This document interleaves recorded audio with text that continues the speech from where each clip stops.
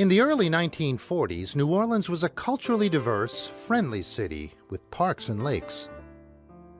In 1942, the first Ochsner Clinic opened at the corner of Align and Prytania Streets in uptown New Orleans. McDonough 35 was the only four-year high school for black students until Booker T. Washington High School opened that year. And Robert Maestri served as mayor of New Orleans.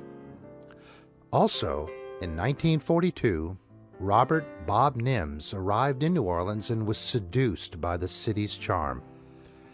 At the age of 20, Bob Nims established Lucky Coin Machine Company and married Myrtis Jeri L in 1953. Petite Jeri had a passion for music and dancing and was named the state Jitterbug Dance Champion in 1948.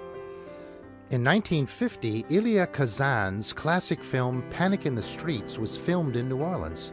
The song Night Train by Jimmy Forrest and Duke Ellington's Satin Doll were favorites on the radio. Local musician George Lewis's ragtime band made Life magazine for his unique tunes. Bob and Jeri's love of entertainment and commitment to hard work led them to establish AMA Distributors in 1956. Lucky Coin and AMA Distributors continued to thrive under the guidance of Bob and Jeri Nims. Together, they expanded their business throughout the area and promoted the public image of the coin machine business in America.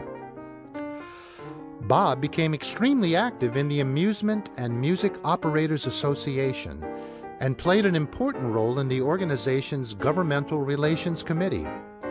His actions helped to promote dialogue and cooperation between the music, recording, and jukebox industries.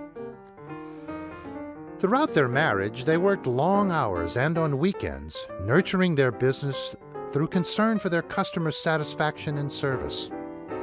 Quote, "It was more than a job. It was an exciting way of life," said Jeri. Throughout their marriage, Bob introduced Jeri as his wife, partner, and sweetheart.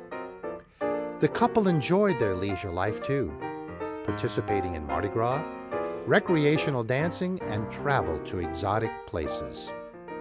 By 1978, Irma Thomas was the soul queen of New Orleans, while Dutch Morial was inaugurated as the city's first African-American mayor. While Arlo Guthrie recorded the City of New Orleans, Bob Nims' passion for golf became the moving force of the AMA's first annual golf tournament in 1978. In 2010, the organization celebrated its 37th annual Bob Nims Memorial Golf Classic. In 1980, Bob Nims was selected by New Orleans Magazine as one of the 80 people to watch in the 80s. Individuals selected were identified as the shapers of the city's destiny. In the late 80s and early 90s, as the game Pac-Man began declining, the gaming industry began looking into the possibility of legalizing video poker. Bob Nims was instrumental in bringing video poker to Louisiana, which was legalized in 1991. According to Louisiana State Representative Emile Pepe Bruno, Bob Nims viewed video poker as an opportunity to improve state revenues and to provide a stream of revenue for local communities. In February 2000, Bob passed on at the age of 74, leaving a legacy that will continue to benefit our New Orleans community well into the future. Bob's expression of music, giving back to the general public, foreshadowed his future philanthropic gifts to the people of New Orleans. Wishing to give something back to the culture, education, and the arts of the city, Bob and Jeri established the Robert and Myrtis Nims Foundation. At a time when the federal government has reduced funding for the arts, the Nims legacy takes on an added importance. Both Bob and Jeri recognize the art's vital impact to the future of our city, our society, and most importantly, to our children. In wishing to give back to the community, philanthropist Jeri Nims has made extraordinary contributions in Bob's name to numerous cultural and educational organizations, throughout the New Orleans area.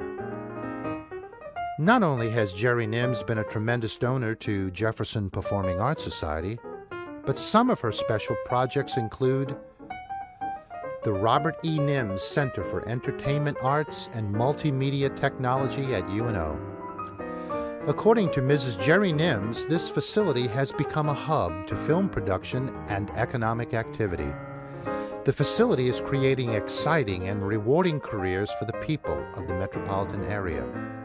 A recreational facility for the Magnolia School, the Nims Black Box Theater at the New Orleans Center for Creative Arts, NOCA, along with generous donations to the New Orleans Museum of Art, the Atrium at Louisiana Artworks on Howard Avenue, the Community Center at the Audubon Zoo, the Fine Arts Center at the Academy of Sacred Heart, plus an unprecedented pledge of $10 million to the University of New Orleans.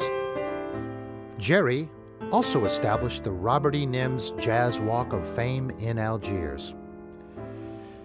It is because of the enormous generosity of the Robert and Myrtis Nims Foundation that JPAS has continued to open its doors each year.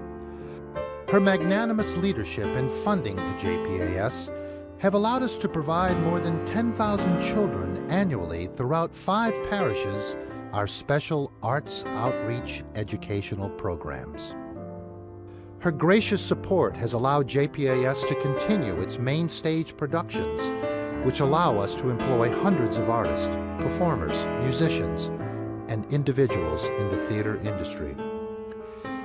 It is our honor and pleasure to welcome Mrs. Jeri Nims today and to thank the Robert and Myrtis Nims Foundation for friendship and philanthropy, not only to the Jefferson Performing Arts Society, but to the greater New Orleans area as well.